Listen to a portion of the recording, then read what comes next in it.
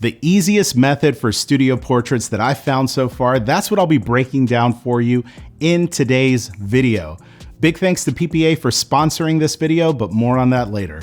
Recently, I did a headshot session with Katelyn at my studio, and I ended up switching things up from my normal gear setup.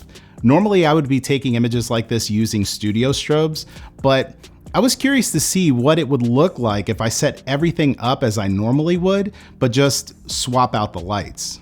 Since I've been using the Rotolight Titan X2 to light several of my YouTube videos over the last few months, I wanted to use that as my main light and see how it would perform. If you didn't already know this, LED lighting offers several advantages over shooting with other types of lighting. The biggest advantage, in my opinion, is that when you combine it with a mirrorless camera, you can see exactly how your shot is going to turn out before you press the shutter button. If you look through your viewfinder and the exposure, the white balance, or anything else looks off, you can make adjustments until you're seeing the image exactly the way you want it. These larger LED panels also put out a lot of light, but most importantly, the color quality of that light leaves you with some really pleasing skin tones. Since I film a lot of content for you all here on YouTube, using LED lighting for my photos as well as to light up the video, it allows me to speed up my overall workflow in both areas. With that out of the way, let's talk about the setup. We talked about the main light, which is the Rotolight Titan X2, and I have it softened up a bit with an added softbox. In front of Katelyn, I use one of my favorite portrait items, the Lastalite Tri-Reflector. The reflector adds some fill to the shadows as well as providing a beautiful catch light in her eyes. Right behind Katelyn, to the left of the camera, I have two of Rotolight's Innova Pro 2 lights set at different levels to separate her from the backdrop. To add some drama to these headshots, I used this fan that I recently picked up on Amazon, and it did a pretty amazing job. A little pro tip for you if you haven't used fans in portrait sessions before, you want to make sure that you don't have this blowing in their face on high for long periods of time. If you have it on them long enough, it will dry out their eyes, making them get red and teary-eyed, which is going to ruin your shots. With all of this set up, there are a few other elements that you want to keep in mind that will make the process really easy. Before we get into that though, I have an important message from the sponsor of today's video, Professional Photographers of America. They're a nonprofit organization that you've heard me talk a lot about because of all of the great member benefits that they offer, like insurance, contracts, and so much more. Today, I want to highlight something that you may not know a lot about, and that's PPA's Indemnification Trust. This coverage is designed specifically for photographers, and it covers you for data loss recovery services and even your legal fees if you have an unhappy client. Personally, I hope to never have to use it, but if I do, I know that PPA's got my back. All I have to do is call, file a claim, and boom, help is on the way.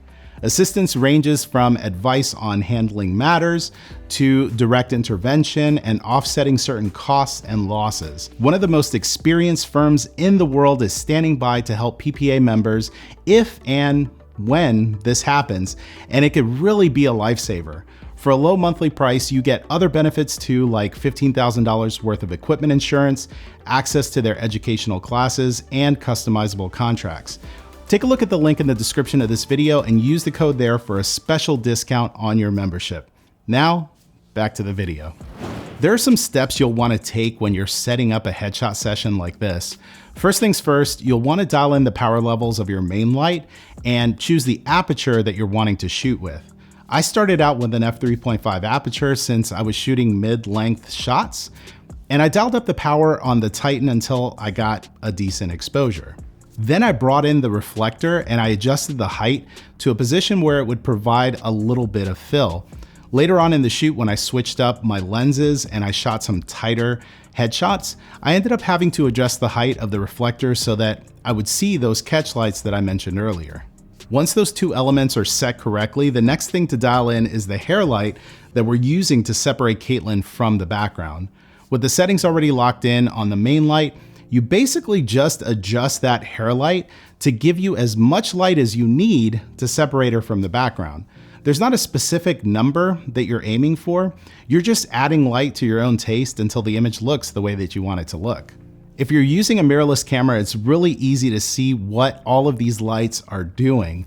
And if any of these lights or reflectors don't look the way that you want them to look, just make adjustments to those individual pieces and continue shooting.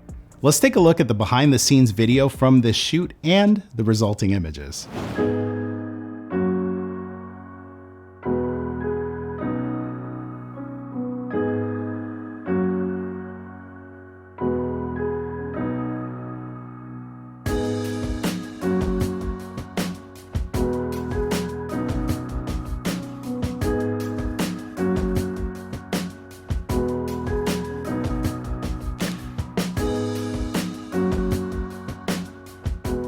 Using LED lights for studio portraits is by far the easiest method that I found for shooting this style, and it's a great option if you're aspiring to offer this to your clients.